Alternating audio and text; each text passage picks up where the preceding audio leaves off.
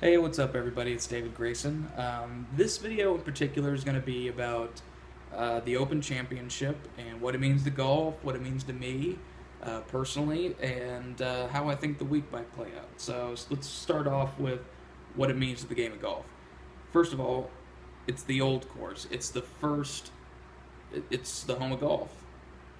I mean, this will mark the 144th year that the Open Championship has been played, and the 28th time that it has been played on the old course. And I mean, that means it started in 1873. It's history. It's history that you can walk on. It's like literally stepping into a map in the past. And I think that's what's amazing about it. And no matter how much technology has advanced, it requires players to use their minds, to play smart, and to play how golf was intended to be played. A gentleman's game that was meant to test one's mind and spirit. It had nothing to do with your physical strength, because the fairways the ball could roll so far that it almost evened the playing field. Now, granted, with some technology today, many people will be driving like the 18th hole and stuff like that. 350 yards, something that they would never have been able to do in the past. But like the undulating fairways and the greens and the pot bunkers and the road hole and having to hit it over the wall and the intimidation and just uh, the cadence that course carries and the skill it requires to play well there is unprecedented. And every single major that we have today is based off the Open, is based off the Open Championship. U.S. Open totally took a page from the Scottish, and you know, like I said, it's history. I've played some amazing courses. I mean, I've played Pebble Beach. Um, I've played Pinehurst number 2, where Payne Stewart won with the famous, hand out, leg out pump with his knickers. Pinehurst number 7, number 8. I played Torrey Pines, both North and South course, 2 months after Tiger Woods did the famous double fist pump to win the U.S. Open in 2008. And nothing still is compared to what I've seen at St. Andrews. And I still look forward to playing at St. Andrews. It'll always be a dream of mine until it happens, and even then, I'll be dreaming about going back, I'm sure. Every single person I've met who's been lucky enough to play St. Andrews has said nothing compares, and that doesn't surprise me. Uh, the Open Championship is one of the few majors that I have to sit and I have to watch the whole thing. I mean, that's my Super Bowl. And I know that sounds dorky to a lot of, people who consider themselves real sportsmen. But even asshole jocks have some sort of respect for the Open Championship because you have to. It's older than almost every fucking sport. And this is where it originated. I Every single professional golfer that I love and admire, Jack Nicklaus, Tiger Woods, Phil Mickelson, Rory McIlroy,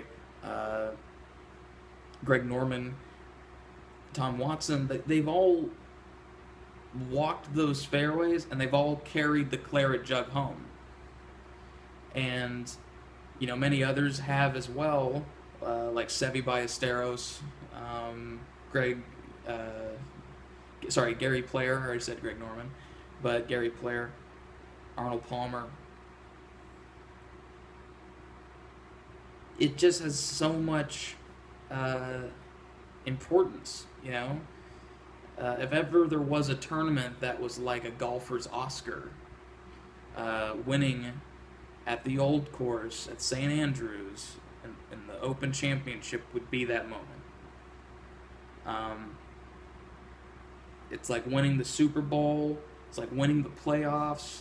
But it has even more history. Um, yeah, so I love it, and I can't wait to watch it. As far as how I think the week will turn out, I'm really hoping that we see something similar to what Tiger accomplished back in, I believe, '06 when he won the British Open. I think he won that at Carnoustie, um, where he played with just irons off the tee, and I love that. His swing was amazing last week at the Travelers Championship. I'm very impressed with his performance, all things considered, and I'm looking forward to seeing how he plays the British Open. I'm not going to say if he's going to win or not. I can't make that claim, but he feels confident, and I'm rooting for him. I think Rory's going to play well again. I think Phil will play well for 3 days, and then will not fall apart, but he will just do okay. Like he'll probably get. I predict Phil will finish like tied for 7th or tied for 12th, but he won't win. People like Henrik Stenson or Justin Rose, they always do great for the first 2 days, and they're always right up there. And then something happens and they tumble back down. Personally, since I'm from Oklahoma, I would love to see Ricky Fowler really kind of bumping it up the fairways and shooting a really good score. I would love to see him win a major, and for someone from Oklahoma to win the Open Championship would just mean a lot to me personally. Just because I think it would give a lot more gravitas and merit to Oklahoma golfers. And I don't know. I really look forward to this in 2 weeks when it's going to be played. It's like I said, it's history. We're lucky enough to watch it. If you get to be a part of it, even more amazing. One of my all-time life goals is to play St. Andrews, and the goal above that is to play St. Andrews in the Open Championship. I don't care if it's as an amateur, as a professional. I just want to be there. And I'm determined to make it happen. You have goals for a reason, and that's to reach them and to surpass them. It's why you set standards, so you can break through them. So, cheers to everybody who's playing the Open Championship. I look forward to how you guys play, and can't wait to see who brings home the Claret Jug this year.